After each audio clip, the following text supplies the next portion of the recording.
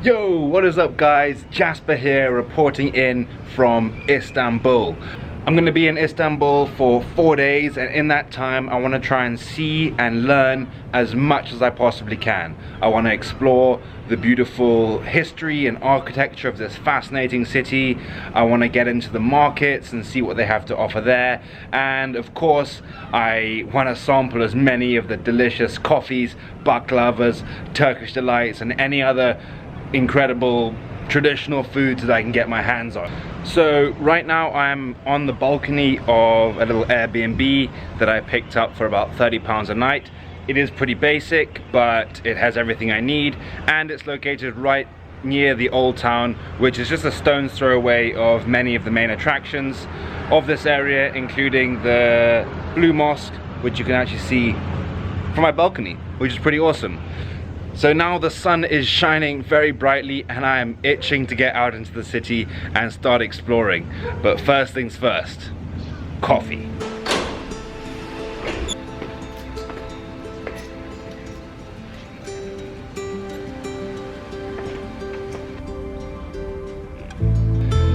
Coffee secured, and now caffeinated up and ready to start exploring.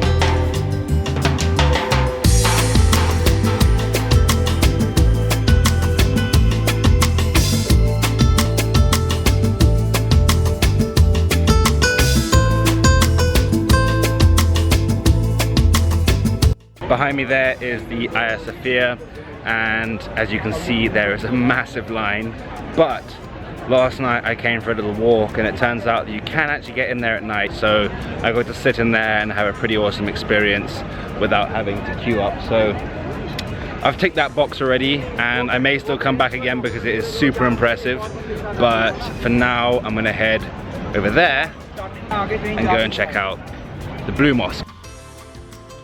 Built in the early 17th century, the Blue Mosque is a masterpiece of Islamic architecture and one of the most iconic buildings in Istanbul.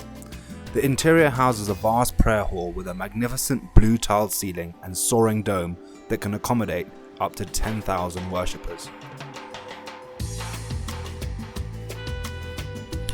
The outside of the mosque is equally as impressive and has 6 large minarets that look out over the city. Unfortunately, the mosque was under renovation when I visited, so although I was able to catch a feel for its stunning design, much of its beauty was hidden behind scaffolding.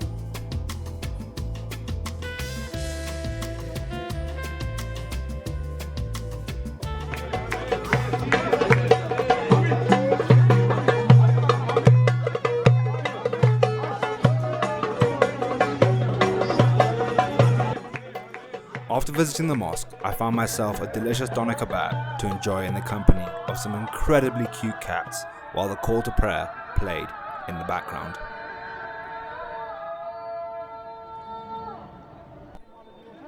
The next stop was the Grand Bazaar.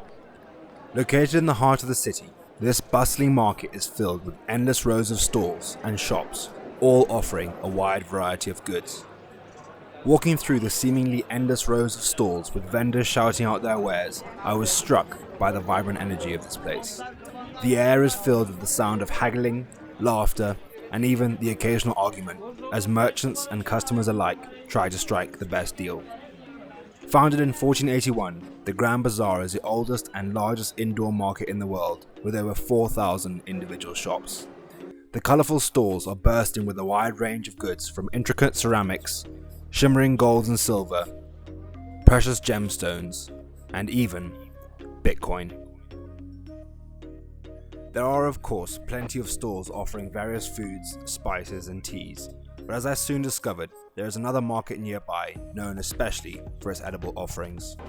Founded a few hundred years after the Grand Bazaar, this spice market focuses exclusively on teas, spices and other Turkish delicacies. The friendly shop owners here are well versed at luring customers in with their offering of free samples, which, of course, I took full advantage of.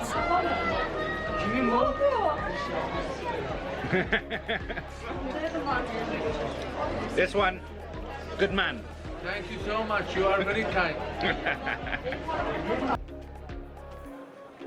Having eaten my way through many of the stalls, I eventually left the market and went outside to enjoy the last of the evening light. I took a seat alongside the Bosporus River, watching the passing boats on the narrow stretch of water that separates Europe and Asia, while the setting sun dipped below the horizon. To end the day, I found a small restaurant for a simple dinner before wandering back through the old town and calling it a night. What is up? It is day 2 here in Istanbul and the sun is shining again. We have got a beautiful day ahead of us. I woke up pretty early this morning, had a good stretch, a little bit of a workout, get that blood flowing and make sure that I can earn my baklava later on today. I've got a few things planned for what I want to get into, but before I do anything, first, as usual, coffee.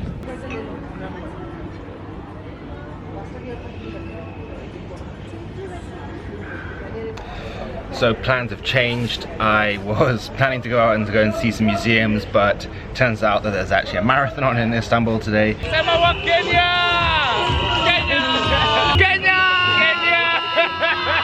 And as a result, everything is shut, museums, historic architectural sites, everything. So I got my coffee and now I am going on a boat tour. Seeing as I didn't have much time, I wanted to see as much of the city as possible, and so taking a boat trip seemed like the best option. A boat tour in Istanbul is a great way of seeing the city, as many of the main attractions and historical sites are located along the banks of the Bosporus River.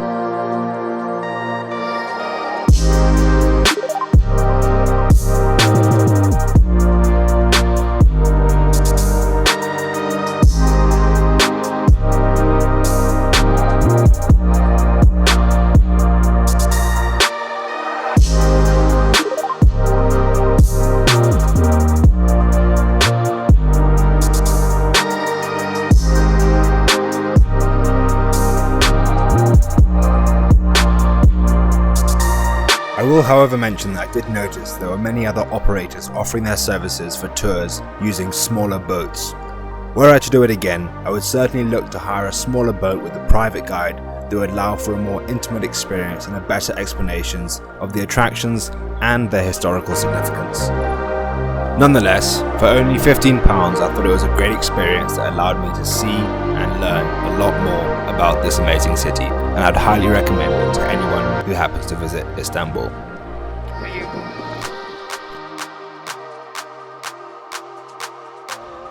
That turned out to be a little bit of an unexpected detour. I was planning on doing a boat trip, but not until later on. But seeing as everything is closed down because of the marathon, I thought I'd just take my opportunity where I could. And now I've just spent 2 hours on the boat and I'm feeling pretty hungry.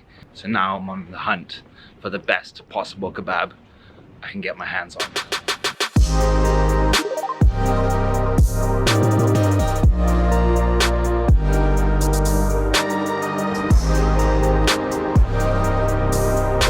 I found the place and trust my luck, it's closed.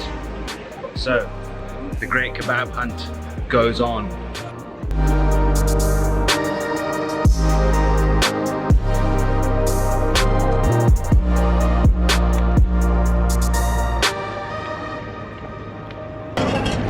Okay? Yes, thank you. After main course, it was time for some dessert, and I knew exactly the place to go. So it's halva. Yes. It's very delicious and it gives good energy.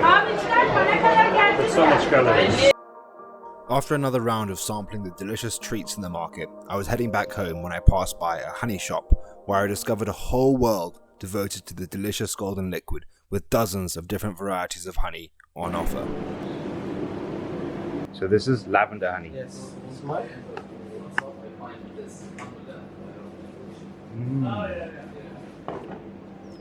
They even had the hallucinogenic and so-called mad honey available, which, of course, I had to try. Show. Well, so it's the flower, it has the Flower is venom flower. venom flower. Not normal flower, special flower. From the Black Sea. Yes, from Black Sea. Mad honey. With psychedelic honey running through my veins, I decided to end the day with another visit to the incredible Hagia Sofia. The Hagia Sofia, or Church of Divine Wisdom, is Istanbul's most popular tourist attractions and one of the world's greatest monuments. The original building was ordered by Byzantine Emperor Constantine I in the year 325.